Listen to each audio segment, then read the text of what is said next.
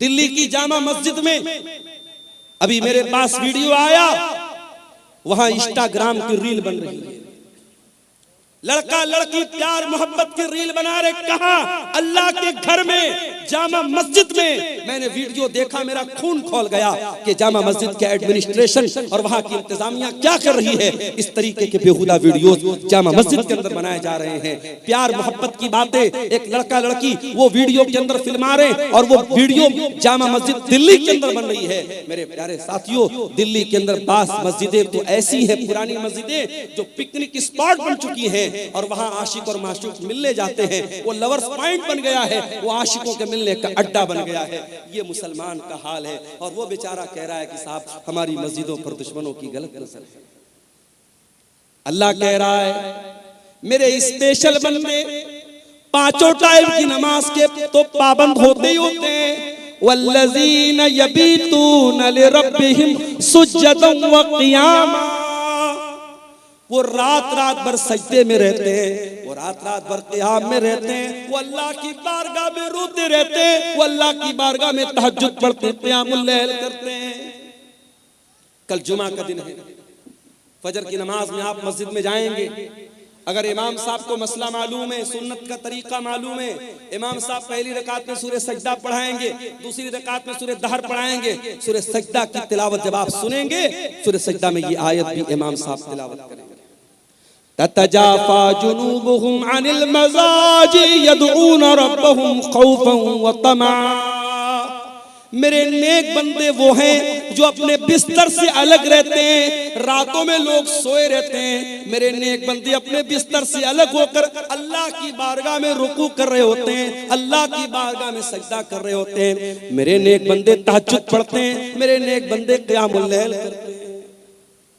और एक बात आपको बोलता हूं, कभी कोई मसला फंस जाए, कभी जिंदगी में कोई प्रॉब्लम आ जाए, कभी कोई समस्या आ जाए, नुस्खा बताता हूं, नोट कर लो। 5 टाइम की नमाज की पाबंदी करो और तहज्जुद की नमाज के लिए मोबाइल पर अलार्म सेट करो। फजर की अजान 5 बजे हो रही है, रात में 3 बजे उठो और वजू करके 8 रकात तहज्जुद की नमाज पढ़ो, मैक्सिमम 8 रकात। अगर 8 रकात पढ़ने की ताकत नहीं तो 6 भी पढ़ सकते हो, 6 की ताकत नहीं तो 4 भी पढ़ सकते हो, 4 की ताकत नहीं तो 2 भी पढ़ सकते हो। मिनिमम 2 रकात, मैक्सिमम 8 रकात तहज्जुद की नमाज पढ़ो। और उसके बाद अल्लाह के सामने अपनी झोली फैला दो। आए अल्लाह, शादी को 8 साल हो गए, तेरा बंदा औलाद की नेमत से महरूम है। आए अल्लाह, मेडिकल चेकअप करा लिया, डॉक्टर्स की रिपोर्टें नॉर्मल हैं, डॉक्टर का इलाज दुरुस्त है। आए अल्लाह, मेरे मेरे मेरे घर में बच्चे की किलकारी नहीं गूंज रही है, मेरी बीवी की गोद सूनी है। आए अल्लाह, मुझे औलाद की नेमत से नवाज दे। मेरे प्यारे साथियों, ये तजर्बा और मुशाहदा जो उलमा का और नेक लोगों का रहा है वो मैं आपको बता रहा हूँ। तहज्जुद की नमाज में आप तहज्जुद की नमाज पढ़ने के बाद अल्लाह से वो चीजें मांगिए जो असंभव है, जो नामुमकिन है। अल्लाह ताला उस असंभव और नामुमकिन को भी इंशाअल्लाह मुमकिन बना देगा। तजर्बे और मुशाहदे की बात बता रहा हूं, क्योंकि वो वक्त ऐसा है मेरे प्यारे साथियों जब अल्लाह खुद आसमान दुनिया पर नाजिल होता है और अल्लाह खुद कहता है अपने बंदों से, मांगो मुझसे, मैं तुम्हारी पुकार को सुनूंगा, मुझसे मग़फ़िरत तलब करो, मैं तुम्हें माफ कर दूंगा, मुझसे सवाल करो, मैं तुम्हें दूंगा। अल्लाह देने के लिए उतरा है, अल्लाह दे रहा है। और मेरे प्यारे साथियों, हम इतने बदनसीब हैं, हम उस मुबारक वक्त को, उस अजीम घड़ी को हम उसको खो देते हैं। मेरे प्यारे साथियों, तहज्जुद की नमाज आपको बहुत कुछ ऐसा देगी जो आपको सोच के भी बाहर है, आपके तसव्वुर से भी बाहर है। अल्लाह कह रहा है मेरे स्पेशल बंदे रातों को तहज्जुद की नमाज पढ़ते। और आगे बढ़िए। अच्छा, तहज्जुद पढ़ते हैं इसका मतलब नेक लोग हैं। अब जब नेक लोग हैं तो उनको तो अपने आप पर एक खुशी होनी चाहिए कि साहब हम तो तहज्जुद पढ़ने वाले हैं, जन्नत तो हमारे बाप की होगी, जन्नत में तो हमारा रिजर्वेशन हो गया। नहीं, तहज्जुद पढ़ने के बावजूद अल्लाह के अजाब से डरते रहते। वल्लज़ीना यक़ूलूना रब्बना स्रिफ़ अन्ना अज़ाब जहन्नम इन्ना अज़ाबहा कान गरामा इन्नहा साअत मुस्तक़र्रन व मुक़ामा। रहमान के खास बंदे तहज्जुद की नमाज पढ़ते हैं रात रात भर जागते हैं, लेकिन फिर भी अल्लाह से दुआएं करते हैं कि ऐ परवरदिगार तू जहन्नम के अजाब से हमको बचा ले। इन्ना अज़ाबहा कान गरामा, जहन्नम का अजाब तो चिमट जाने वाला है, जहन्नम का अजाब तो चिपक जाने वाला है, जहन्नम का अजाब तो छोड़ने वाला नहीं है, जहन्नम की अजाब तो जान छोड़ने वाला नहीं है।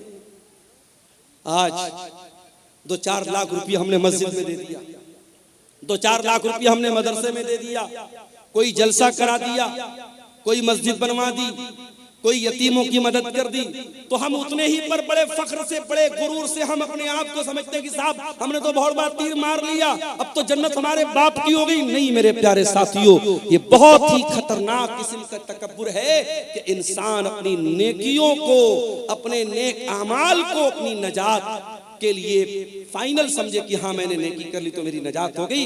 इंसान को नेकी करके भी डरना चाहिए, पता नहीं अल्लाह ताला ने उसकी नेकी कबूल की है कि नहीं। हजारों साल पहले जब इब्राहिम अलैहिस्सलाम ने खाने काबा को बनाया था, उनका बेटा इस्माइल भी अपने बाप के साथ खाने काबा को बना रहा था। दोनों बाप बेटे खाने काबा को बना रहे थे, और बाप बेटे क्या दुआ कर रहे थे, कुरान बाप बेटों की दुआ को बयान कर रहा है। व इज़ यरफ़उ इब्राहीमुल क़वाइद मिनल बैति व इस्माइल रब्बना तक़ब्बल मिन्ना इन्नका अंतस समीउल अलीम। ऐ परवरदिगार, इब्राहिम दुआ कर रहे हैं, उनका बेटा इस्माइल दुआ कर रहा है, ऐ परवरदिगार हम बनाने को तो खाने काबा बना रहे हैं, ऐ अल्लाह हम तेरा घर बना रहे हैं, हम मस्जिद बना रहे हैं, लेकिन ऐ अल्लाह हमको पता नहीं हमारा ये अमल कबूल होगा कि नहीं होगा। रब्बना तक़ब्बल मिन्ना इन्नका अंतस समीउल अलीम, ऐ अल्लाह तू हमारी इस नेकी को कबूल फरमा ले, तू दुआओं को सुनने वाला है, तू दिल का हाल जानने वाला है। नेकी के बाद इंसान को चिंता होनी चाहिए कि हमारी नेकी अल्लाह ताला के स्वीकार हुई कि नहीं हुई, अल्लाह ताला के कबूल हुई कि नहीं हुई। रहमान के बंदे तहज्जुद पढ़ते हैं और फिर भी दुआ करते हैं कि ऐ अल्लाह हमें जहन्नम के अजाब से बचा ले। इन्ना अज़ाबहा कान गरामा, जहन्नम का अजाब इंसान को चिपक जाने वाला है। गरामा का मतलब समझते हैं, अरबी जबान में जब कोई किसी से कर्जा लेता है तो जो कर्जा वसूलने के लिए आता है उसके लिए अरबी में गराम का लफ्ज इस्तेमाल होता है। जाहिर है कि अगर आपने किसी से कर्जा लिया है तो बार बार आपके घर पे आएगा, आपको छोड़ेगा नहीं आपसे जब तक पैसा नहीं ले लेगा। जहन्नम का अजाब भी गरामा है, जहन्नम का अजाब छोड़ने वाला नहीं है, जहन्नम का अजाब चिपक जाने वाला है, चिमट जाने वाला। अल्लाह ताला हम सब की हिफाजत फरमाए। इन्नहा साअत मुस्तक़र्रन व मुक़ामा, जहन्नम बड़ा ही बुरी जगह है, बड़ा ही बुरा ठिकाना है। और आगे बढ़िए, रहमान के बंदों का अखलाक आपने देख लिया, रहमान के बंदों की नमाज आपने देख ली, रहमान के बंदों की दुआ आपने देख ली। अब थोड़ा सा और आगे बढ़िए, अल्लाह फरमाता है वल्लज़ीना इज़ा अनफ़क़ू लम युसरिफ़ू व लम यक़तुरू व काना बैन ज़ालिका क़वामा। रहमान के बंदे जब खर्च करते हैं तो ना तो फजूल खर्ची करते हैं, ना बखीली करते हैं, वो बीच का रास्ता अपनाते हैं। वो ना तो कंजूस होते हैं, ना बखील होते हैं, और ना ही दौलत होने के बावजूद ना तो दौलत होने के बावजूद कंजूस होते हैं, ना दौलत का मिसयूज करते हैं, गलत इस्तेमाल करते हैं, ना फजूल खर्ची करते हैं, ना कंजूसी। हमारे समाज में दोनों तरीके के लोग होते हैं। बाज लोग इतने बड़े कंजूस हैं, बहुत पैसा है, लेकिन ढंग का कपड़ा भी नहीं पहनते। बीवी बेचारी तरसती रहती है कि अरे मुझे फला कपड़ा दिला दो, फला साड़ी दिला दो, फला सूट दिला दो, इसके बाद बहुत पैसा है, मगर नीयत इतनी खराब है, बीवी बेचारी वो रोती रहती है और ये बीवी कभी हक अदा नहीं करती। बच्चे तरस जाते हैं अच्छा खाना खाने के लिए, ये कंजूस अपनी दौलत को सजा सजा के रखता है, जमीनें खरीदता है, जायदाद खरीदता है। मेरे प्यारे साथियों, ये जमीनें, ये जायदादें आपके मरने के बाद ये दूसरों के हाथ लग जाएंगी। जब तक आप जिंदा हैं, अगर अल्लाह ताला पैसा दे रहा है अपने शरीर पर भी खर्च करो, अपने जिस्म के ऊपर भी खर्च करो, अच्छा खाओ, अच्छा पहनो, बच्चों को अच्छा खिलाओ, अगर मौका मिले थोड़ा दुनिया भी घूमो, थोड़ा तफरी भी करो, थोड़ा अच्छी जगहों पर अपने बाल बच्चों को लेके जाओ। अगर अल्लाह ने दौलत दी है तो उम्रा भी कर लो, हज भी कर लो। मेरे प्यारे साथियों, ये जिंदगी कितने दिन साथ देगी हम नहीं जानते। हम नहीं जानते हैं कब कौन सी बीमारी आ जाए, हार्ट अटैक आ जाए और कब इंसान मर जाए, हम नहीं जानते मेरे प्यारे साथी। अभी 4-5 दिन पहले बनारस में मैं बाइक पर जा रहा था। बनारस में वो टैक्सी चलती है, बाइक वाली टैक्सी, उस पर मैं जा रहा था। एक गैर मुस्लिम नौजवान था, बाइक चला रहा था। मेरी आदत है बाइक पर बैठता हूँ जब इस तरीके की बाइक पर तो पूछता हूँ जो चलाने वाला होता है कि भाई क्या नाम है, कहाँ के रहने वाले हो। तो उसने बताया बनारस के करीब का वो रहने वाला था। वो उसके खुशिये में, उसके पेशाब के मकाम पे जो खुशियतैन होते हैं, जो टेस्टिकल्स होते हैं, उसमें उसको कैंसर हो गया। सोचिए 20-25 बरस का नौजवान, टेस्टिकल्स में कैंसर हो गया है और वो बेचारा इलाज कराने के लिए बनारस आया था और अपने माँ बाप का अकेला बेटा था, घर में कोई कमाने वाला नहीं था। वो बेचारा कैंसर के मर्ज से जो दो चार था और वो बनारस में बाइक चला करके अपना इलाज का खर्चा निकालने की कोशिश कर रहा है। उसकी हालत देख करके मेरे भाइयों मुझे बड़ा तरस आया और मैं सोचने लगा कि सोचो ये इंसान जो इस कदर खतरनाक बीमारी में मुब्तला है, ये भी बेचारा बाइक चला रहा है सिर्फ इसलिए ताकि 4 पैसे आ जाएं और मेरे इलाज की में आसानी हो जाए। दुनिया में मेरे प्यारे साथियों इस तरीके के बहुत सारे लोग भरे पड़े हैं। कौन सी बीमारी, कौन सा एक्सीडेंट, कौन सा हादसा आ जाए और जिंदगी खत्म कर दे, हम नहीं जानते। जब तक जिंदगी है, तंदुरुस्ती है, उसका सही इस्तेमाल करो। दौलत है, उसका सही इस्तेमाल करो। कंजूस भी मत बनो, बखील भी मत बनो। बीवी का हक अदा करो, बच्चों का हक अदा करो। अच्छा खाओ, अच्छा पहनो, अच्छे मकान में रहो, अल्लाह की नेमतों का फायदा उठाओ। और इसका यह मतलब भी नहीं है कि आपकी इस्तिताअत 10,000 का मोबाइल लेने की है लेकिन आप लोन पर और EMI पर आप लाख रुपए का आईफोन ले रहे हैं। ताकत 10,000 का मोबाइल लेने की है मगर लोन पर और EMI पर आप क्या ले रहे हैं? 1 लाख रुपए का आईफोन ले रहे हैं। ये मेरे प्यारे साथियों, जितनी बड़ी चादर हो इंसान को पैर उतना ही फैलाना चाहिए। न फजूल खर्ची करना इस्लाम में सही है, न बखीली करना इस्लाम में सही है। आज जलसा होता है, सोशल मीडिया पर जलसों के बारे में कितनी बातें होती हैं। खासतौर से सीमांचल के जलसों के बारे में लोग बोलते हैं बड़ी फजूल खर्ची होती है। कभी कोई इस पर क्यों नहीं चर्चा करता? ठीक है, जलसों में जो खराबियां हैं उसको हमें दूर करना चाहिए, इस पर भी तो चर्चा होनी चाहिए कि सीमांचल नहीं पूरे इंडिया में मुसलमान शादियों में कितना पैसा पानी की तरह बहाता है। उत्तर प्रदेश की 2 शादियां अभी हाल ही में करंट में मेरे सामने आई। सिद्धार्थ नगर में शादी हुई, मुसलमान लड़का बारातियों पर पैसा लुटा रहा है और 20 लाख रुपया उसने बारातियों पर नोटों की गड्डियां उसने उड़ा दी। 20 लाख रुपया उसने पानी की तरह बहा दिया। मेरठ में एक शादी हुई और दूल्हे को ससुराल से 2.5 करोड़ रुपए मिलते हैं और दूल्हा अपनी साली को घड़ी पहनाने का जो तोहफा देता है, जिसको घड़ी की पहनाई बोलते हैं, वो तकरीबन 11 लाख रुपए देता है। मौलवी साहब को निकाह पढ़ाने का 11 लाख रुपया दिया जाता है। क्या ये इसराफ नहीं है? क्या ये फजूल खर्ची नहीं है? अपने नाम के लिए, अपनी शोहरत के लिए, अपने आप को प्रसिद्ध करने के लिए और मशहूर करने के लिए आज मुसलमान पैसा पानी की तरफ बहाता है।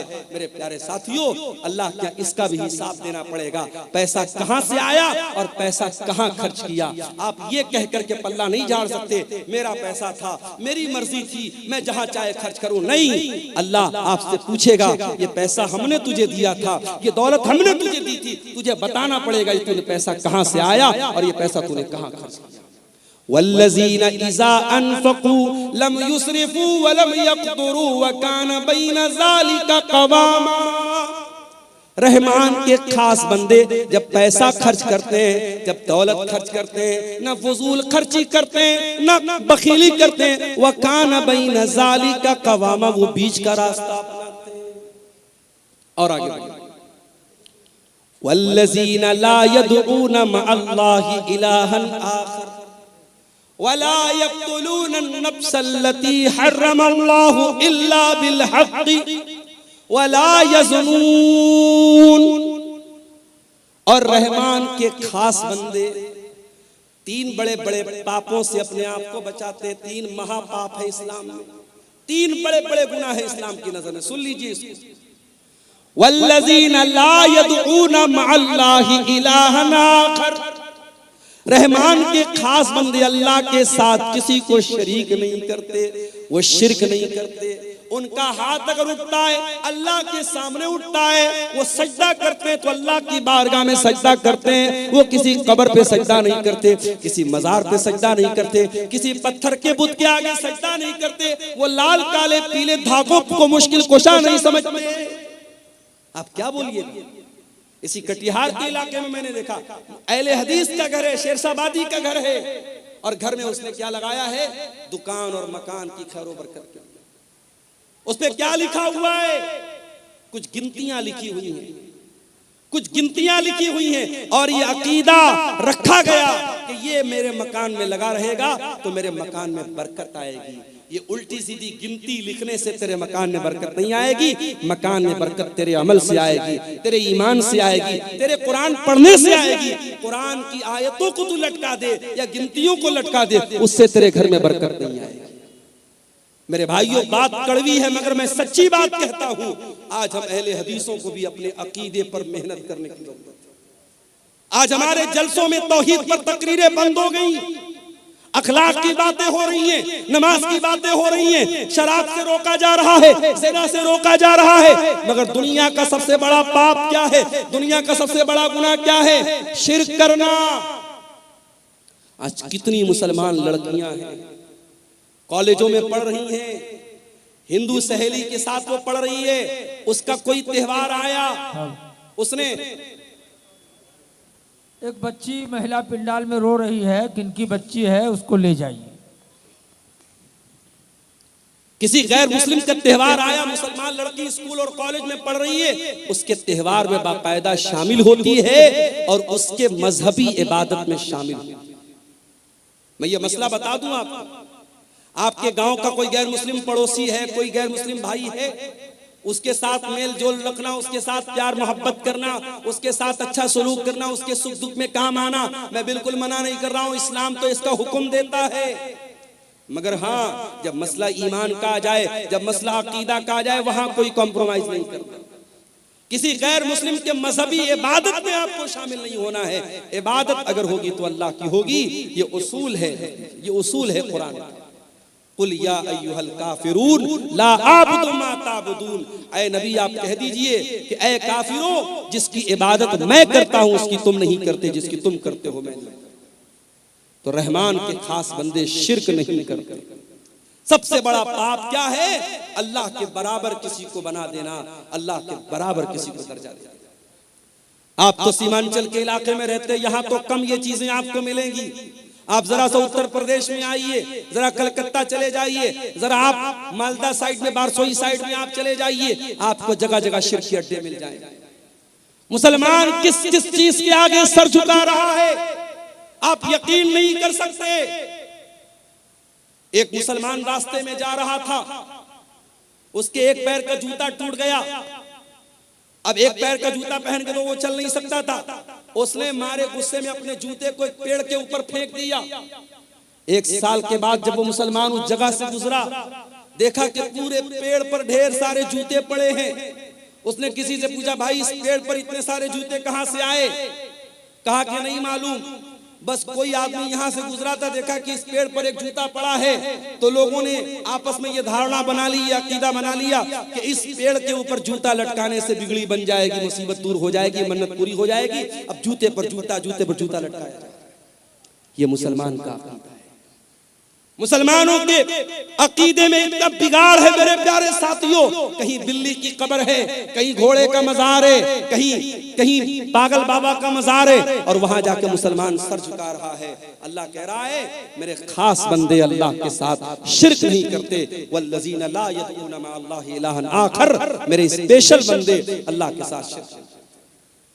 दूसरा गुनाह, वला यक़्तुलून अन-नफ्सल्लती हर्रमल्लाहु इल्ला बिल-हक़्क़ि, और अल्लाह के खास बंदे किसी निर्दोष की हत्या नहीं करते, किसी बेकसूर को कत्ल, किसी इनोसेंट पर्सन का मर्डर नहीं करते, किसी बेकसूर की हत्या नहीं करते। इस्लाम किसी बेकसूर की हत्या करने की इजाजत नहीं देता। अभी एक वाक़या आया, एक मुसलमान अपने आप को सो कॉल्ड मुसलमान कहने वाले इंसान ने गाड़ी के जरिए कई लोगों को कुचल दिया और पता लगा कि वो आदमी पहले सऊदी में रहता था। सऊदी हुकूमत ने साफ बयान दे दिया उस इंसान का हमसे कोई ताल्लुक नहीं है, और वैसे भी वो मुसलमान नहीं था, मुल्हिद इंसान था, दीन बेजार इंसान था। मेरे प्यारे साथियों, कोई मुसलमान इस तरीके की हरकत अगर करे, किसी बेकसूर की हत्या करे, किसी निर्दोष को मार दे, तो कान खोल करके सुन लो, इस्लाम को उससे कोई संबंध नहीं है। इस्लाम बेकसूरों की जान लेने की शिक्षा नहीं देता है। इस्लाम के नजदीक बहुत बड़ा क्राइम है, बहुत बड़ा गुनाह है किसी की जान लेना। हाँ, इस्लाम में 3 ऐसे मकामात हैं जहां किसी की जान ली जा सकती है, ये भी याद रखो। इस्लाम में 3 लोगों को कत्ल किया जा सकता है।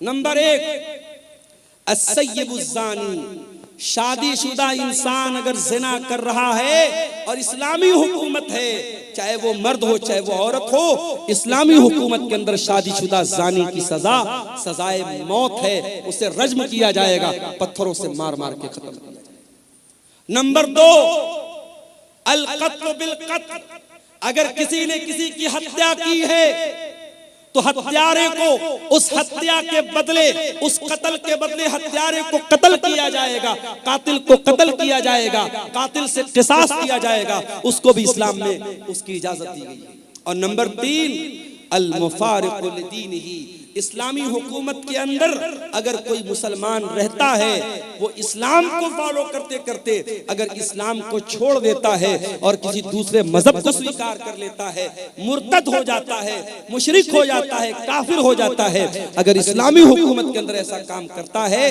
तो इस्लाम में मुर्तद की सजाए मौत है। इस्लाम ये कहता है अगर आप इस्लामी हुकूमत में रहते हैं, आप इस्लाम को छोड़ के किसी और मजहब पर अमल करते हैं, कोई मसला नहीं है, आप रह सकते हैं। लेकिन अगर आप इस्लाम को फॉलो करते हैं और इस्लामी हुकूमत के अंदर रहते हुए आप अगर मुर्तद होते हैं, अल्लाह के दीन को छोड़ करके कोई और दीन अपनाते हैं, तो फिर ये माफी के लायक जुर्म नहीं है, ये माफ करने के लायक अपराध नहीं है, और इस्लामी हुकूमत में उसकी सजाए मौत है। ये 3 गुनाह ऐसे हैं जिन पर इस्लाम में कत्ल करने की इजाजत दी गई है। अल्लाह कह रहा है, वला यक़्तुलून नफ्सल्लती हर्रमल्लाहु इल्ला बिल हक़्क़ि, मेरे नेक बंदे वो हैं, मेरे स्पेशल बंदे वो हैं जो किसी निर्दोष की हत्या नहीं करते, वला यज़नून, और जिना नहीं करते।